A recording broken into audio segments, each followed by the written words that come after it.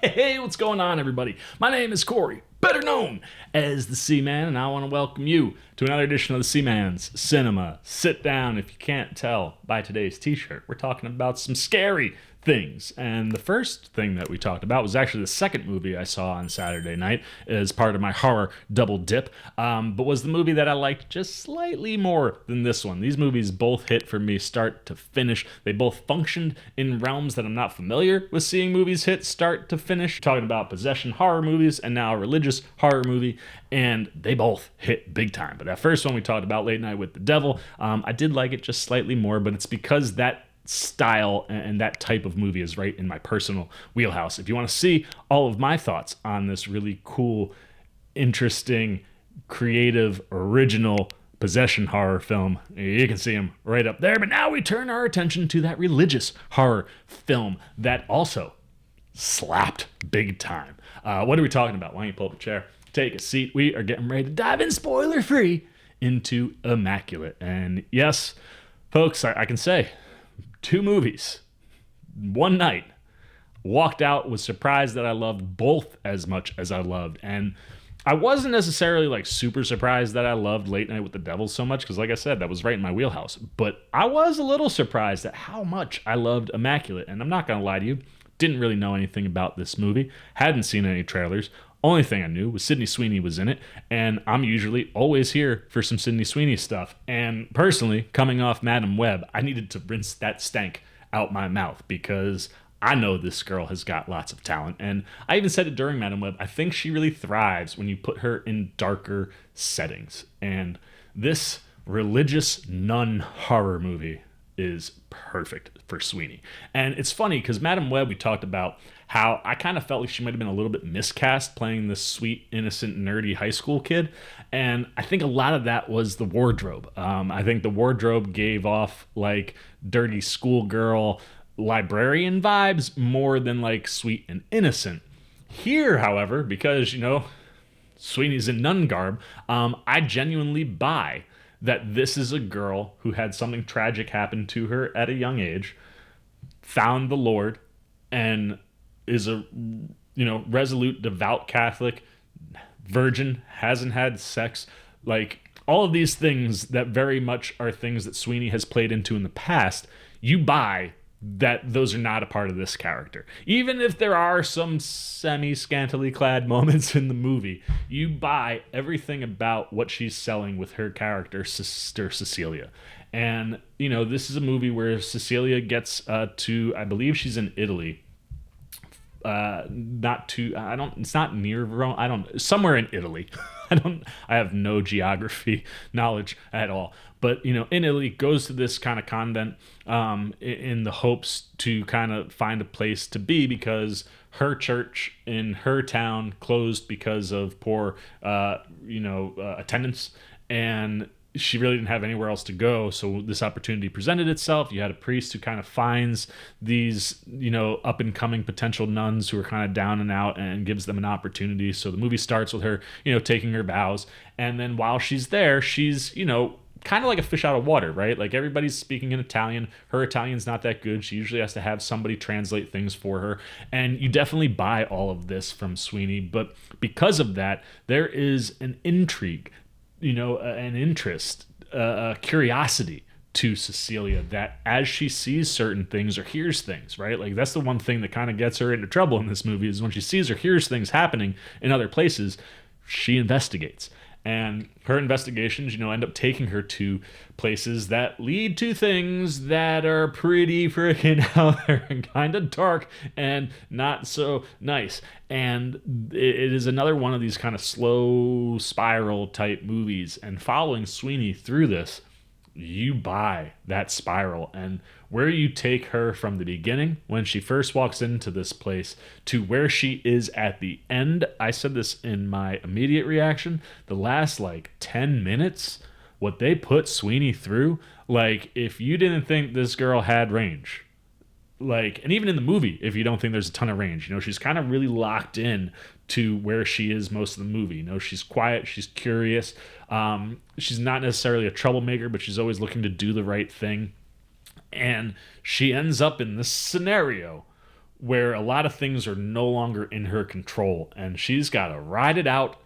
And it's not a fun ride by any stretch of the imagination. And the cleverness to her, the way that she tries to get out of this situation or just figure out what exactly is going on. Like watching Sweeney, who at so many times is not in control of what's happening to her, there is a level of genuineness to what you're seeing that breaks your heart constantly through this whole, like, you're just like, this is a girl who is a good Christian girl who's just looking for a way out, who's looking for a new family, looking for a fresh start, and she gets dealt a shit hand. And how she deals with that and how she overcomes it, just the power, the command that she has, and especially in that last 10 minutes, like, Sweeney is, for me, near powerhouse levels with, and it's not that she's doing huge things, but how committed she is, and especially by the third act, the way that you're sucked into the movie,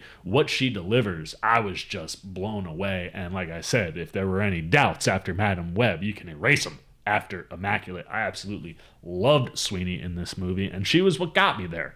However, what director Michael Mohan and writer Andrew Lobel do with this movie is what kept me there. And we'll start with Mohan, because I think what you get from him behind camera is really the thing that helps this movie work and sells this movie. And, you know, I think anytime you're talking about a movie or a sporting event or anything that has a beginning, a middle, and an end, the two most important things are the beginning and the ending. And the beginning of this movie starts with something in the realm of horror that personally, like, almost puts me on hyperventilation modes. I'm, you could say, a little claustrophobic. And there's something that happens in the opening scene where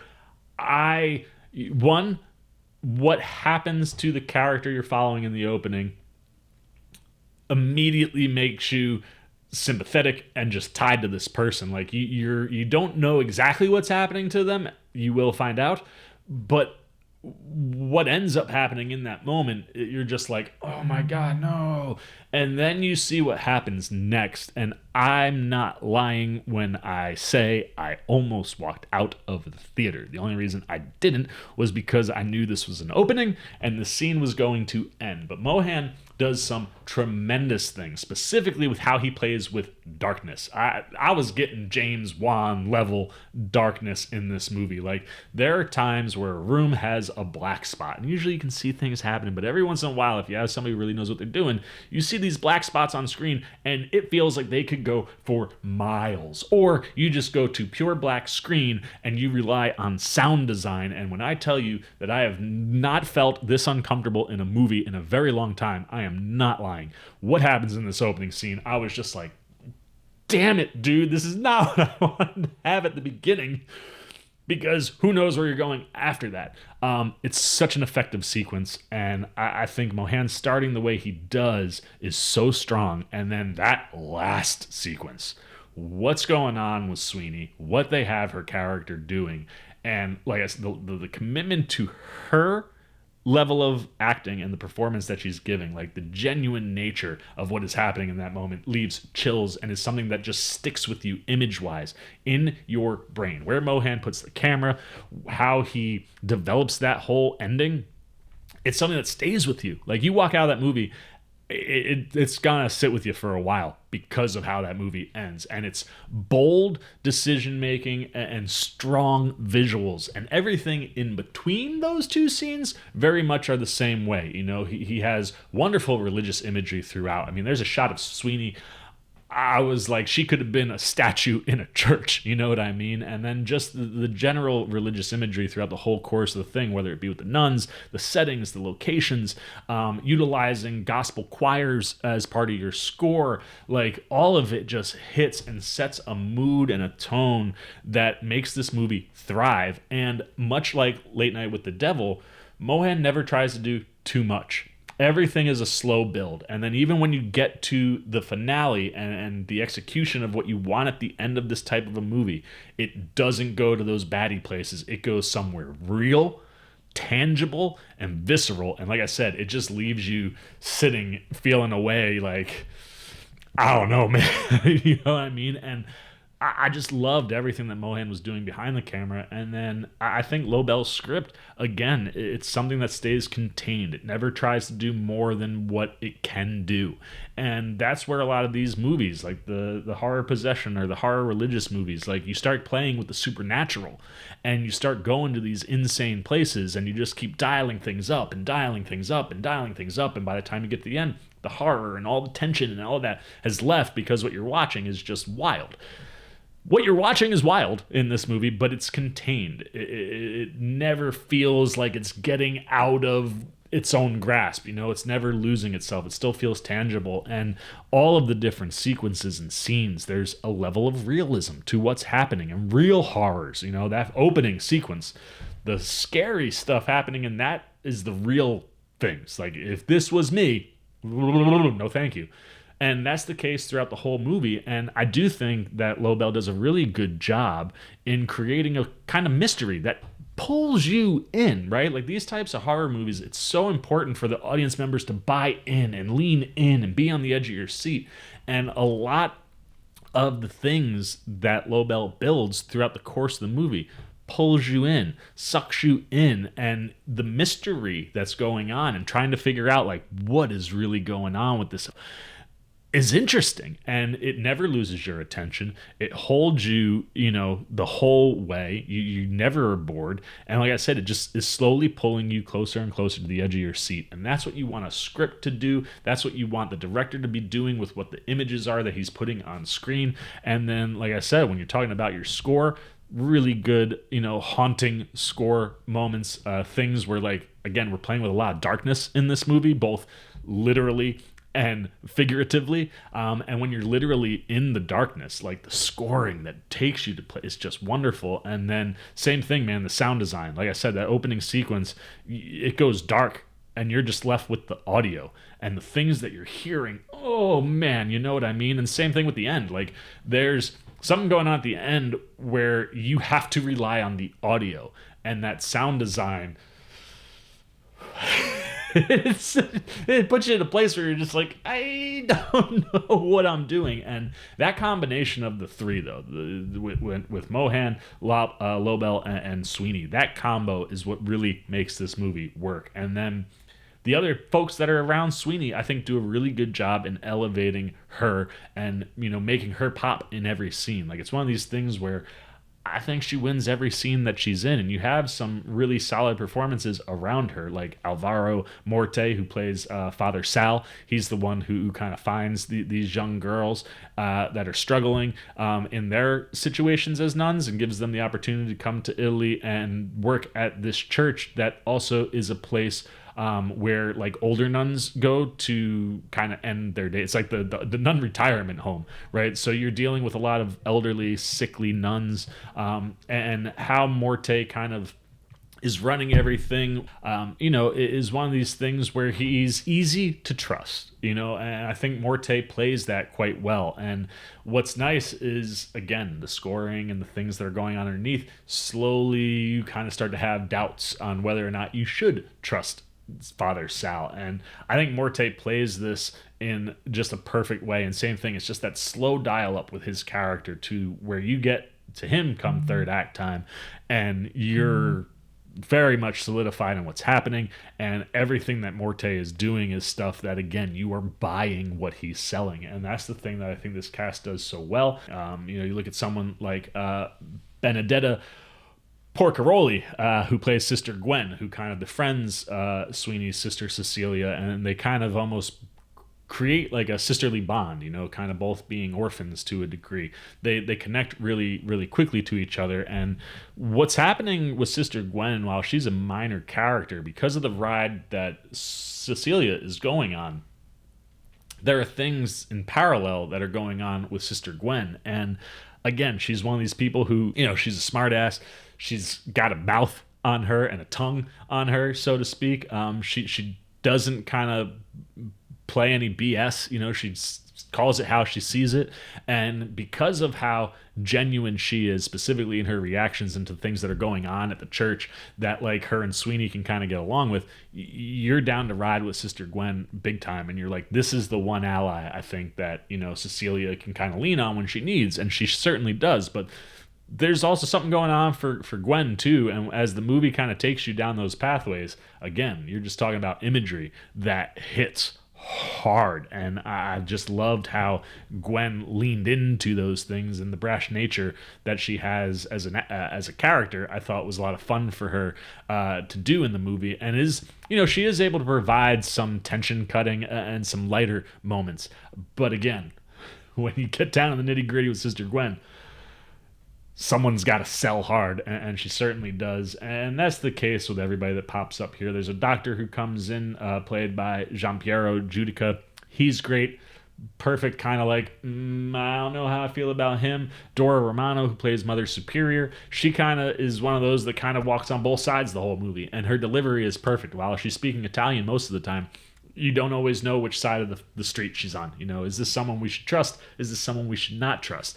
Does she have Cecilia's best interests in, you know, her head, or is there nefarious things going on with her? I thought Romano played that perfectly. And then Giorgio Colangeli, who plays Cardinal Franco Marola, he's another person where it's like there are moments with him where this is someone you want to trust, but you don't know if you can. And then there's one really nice visual moment with him where Sweeney is, you know, in confessional and trying to talk to him, and Mohan just does something with what's going on in that sequence where you're just like, dope. But again, there's just a way that you know, Colangeli carries himself where everything he says, you're just like, I don't know if I trust you. And having all those things mixed in there create enough doubt where as you start to go on the more roller coastery part of this movie, you're not ever sure where Cecilia can turn. And it's because all of these actors are kind of walking on both sides of the fence where it's like, oh, you know, maybe I could, no, I don't know, whoa, maybe. And it's just really wonderful and a really strong supporting cast all around. And yeah, at the end of the day, this movie is something that scared me. It brought me to the edge of my seat. It made my skin crawl at times, and is, again, another movie similarly to Late Night with the Devil that just thrives in areas where I haven't seen these types of movies thrive before. So let's get the Sea Maniacs up.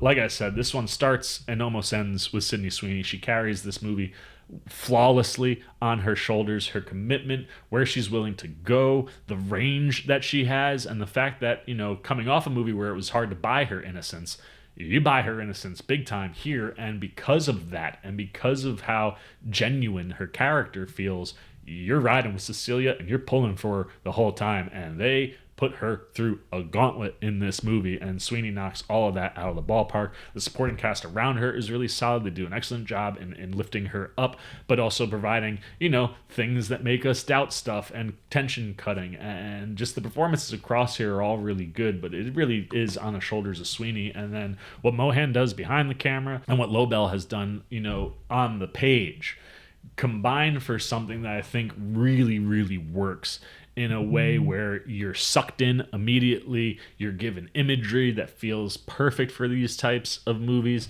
You have scoring that matches, but you have the horror elements hitting in a way that you don't see a lot with these movies. And I think they hit because of how real the characters are and the setting is and how tangible everything is. And Mohan does a wonderful job in opening and closing the movie with moments that are just seared into your brain. I really, really dug Immaculate. I'm going 4 out of 5 Sea Maniacs.